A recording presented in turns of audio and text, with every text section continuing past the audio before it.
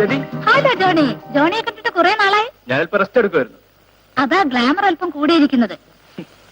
ഗ്ലാമറിന്റെയും കൂടും അവന് രണ്ട് കൊടുത്തു കഴിയുമ്പോൾ. അതിനെ ബാബു അല്ലല്ലോ ജോണിയെ കുത്തിയത്.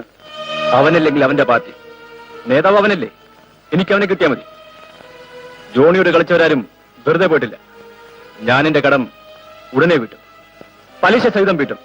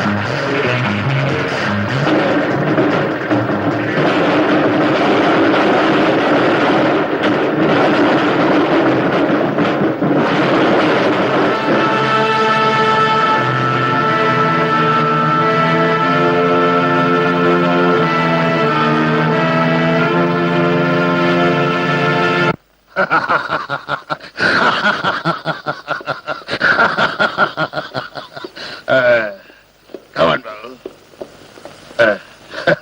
Babu, please sit down. Thank U.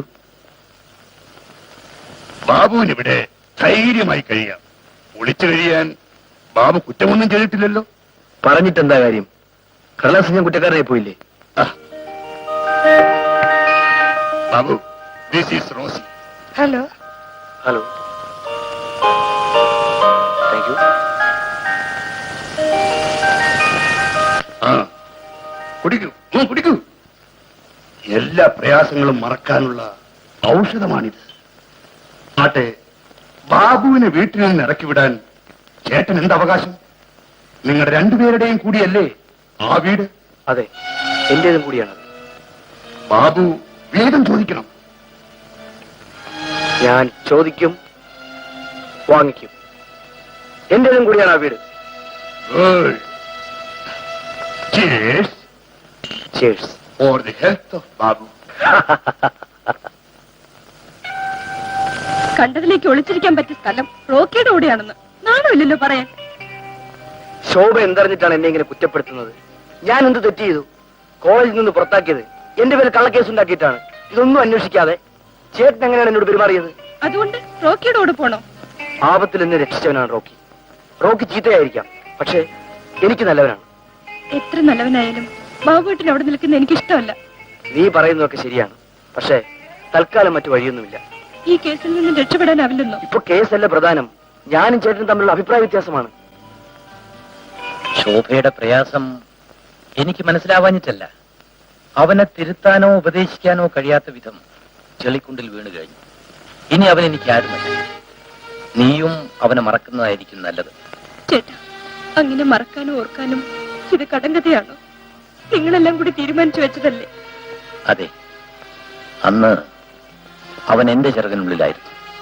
ചേട്ടനും അനിയനും ഇങ്ങനെ രണ്ടു കൊമ്പിൽ നിന്നാൽ പിന്നെയുള്ളവർ തീ തിന്നുന്നത് ആർക്കും അറിയണ്ടല്ലോ. ചേട്ടൻ വിളിച്ചാൽ വരാതിരിക്കില്ല. ഇല്ല, ഞാൻ അവനെ വിളിക്കില്ല. ചേട്ടൻ അറിവുള്ള ആളാണ്. ശരിയും തെറ്റും ഞാൻ പറഞ്ഞു തരേണ്ട കാര്യമില്ല. ബാബുവേട്ടന്റെ തെറ്റ് ക്ഷമിക്കാൻ ചേട്ടന് കഴിയില്ലേ? ബാബുവേട്ടനോട് ഒരു കടപ്പാടും ഇല്ലെന്നോ? എനിക്ക് അവനോടുള്ള കടപ്പാട് നിന്നോടുമുണ്ട്. നിനക്കെങ്കിലും ഒരു നല്ല ജീവിതം കിട്ടണം. അത് നൽകാൻ അവൻ യോഗ്യനല്ല. ആരും കെട്ടവരല്ല, മറ്റുള്ളവർ കെടുത്തുകയാണ്. എല്ലാം എന്റെ വിധി. ഞാൻ പോകുന്നു.